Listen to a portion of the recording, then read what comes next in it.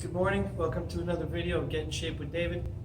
This morning we're going to be talking about Aikido and self-defense in general and why some techniques work and some don't.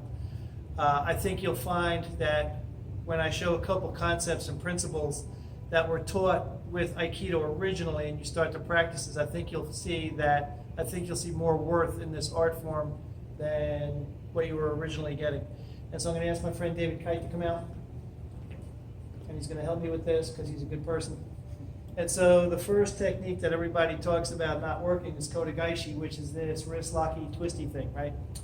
And so when you get a strong guy and you're in MMA, you're in a fight and you grab this and you go to get it, this technique does not work. It takes way too much muscle and takes too long. Aikido is based on sword play. You need proper sword cuts. When you have a sword in your hand, there is no sword cut I've ever seen that rolls over like that. It just doesn't work. It's not effective. The sword cut is this way. And so when we go to do this technique, I need that sword cut to get that arm in position to do that throw and do that takedown. The other principle that's missing out of Aikido that's not taught is to get on the person's connective tissue.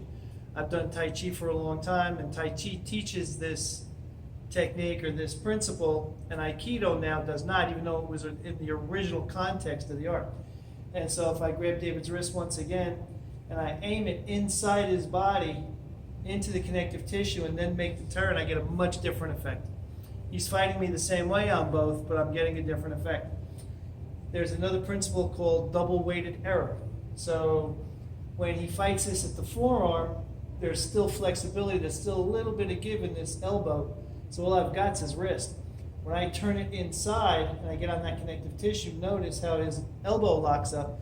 Now I've got the whole arm, which allows me to get a much better control on it. And so add these principles to your Aikido techniques, you're going to find they work much, much better. The other technique I'm going to talk about is this Urimri Nagi. If I pronounce that correctly, if I didn't, please leave a remark and let me know what the proper name is. If someone comes with an overhand stab or punch, I want to take this and turn the opponent over and then take them back.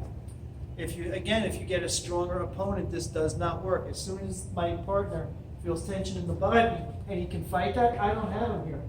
I can't really move him. It's not comfortable. It doesn't work. So as soon as I touch, as soon as I get in here, I want to get on his connective tissue. Now when I'm on his connective tissue, now he's going to turn with me and I can make the technique work. Even though he was around my neck, I still could have made that work. How did those feel to you before and after? Oh yeah, just definitely stronger. Night and day different, right? Yeah.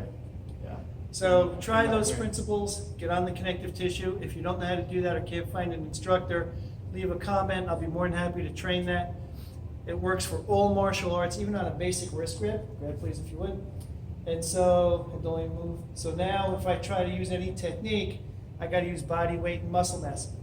If I relax more and put it on his connective tissue, now I'm free to move and I can get out of that without much effort. It all works better, but you have to have the internal principles. Aikido is considered an internal art.